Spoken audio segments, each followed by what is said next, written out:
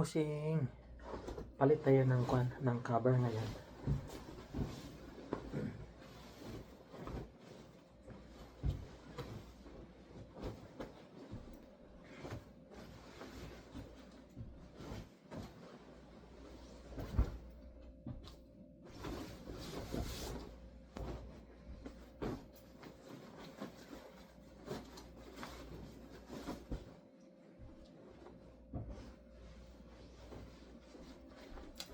Isang linggo na kasi mga bossing yung client dito, dapat palitan yung cover.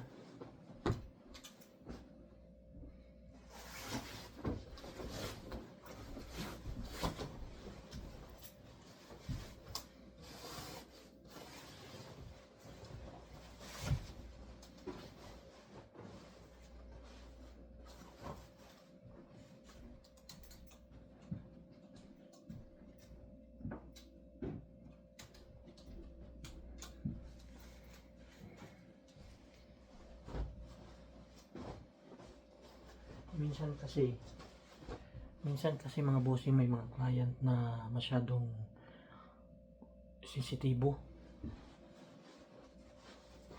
kaya pinapalitan agad.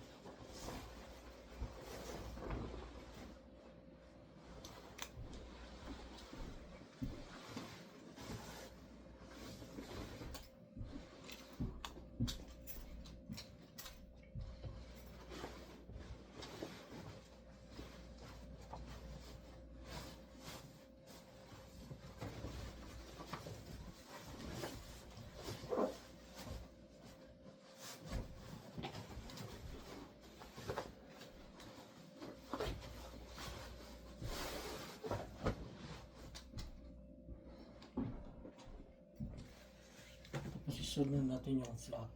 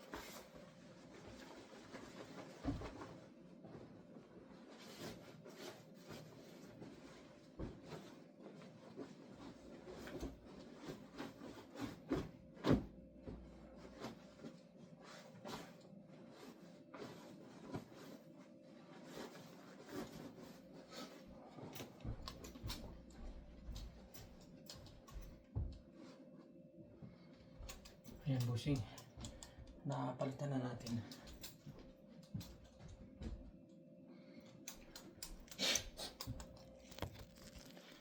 Tapos meron naman na mga client bossing na ayaw nila yung yung tubig, tinatanggal nila. Tapos minsan ayaw din nila yung yung mga flat ganyan. Gusto nila nakahubad yung yung higaan nila. Ito yung gazebo sa baba, guys. Ayan mga bossing. Ayan yung gazebo. Dito kasi ako sa second floor. Kaya yan.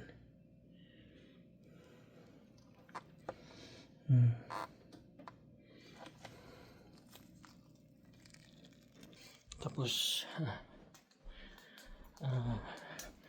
pasensya na kayo mga bossing sa mga ina-upload ko kasi dito pa ako sa camp.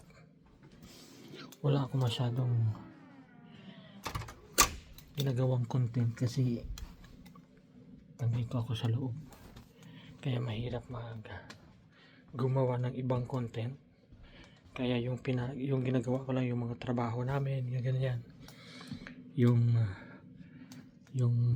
gawain namin kung ano sa araw-araw. Tapos yung tsura ng camp, ganyan. Yung labas ng camp, ganyan.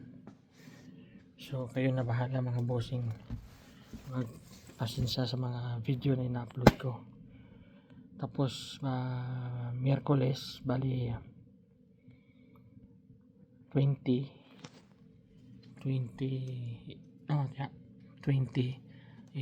day off na namin. So uwi na kami. Tapos magstay ako overnight sa hotel. Tapos kinabukasan Huwebes. Yun yung pag-uwi ko sa amin. Sa Saskatoon. Tapos yung biyahe ng bus Edmonton to Saskatoon is 6.5 hours. Tapos sunduin ako ng anak ko ng alas 8, depende sa takbo ng bus.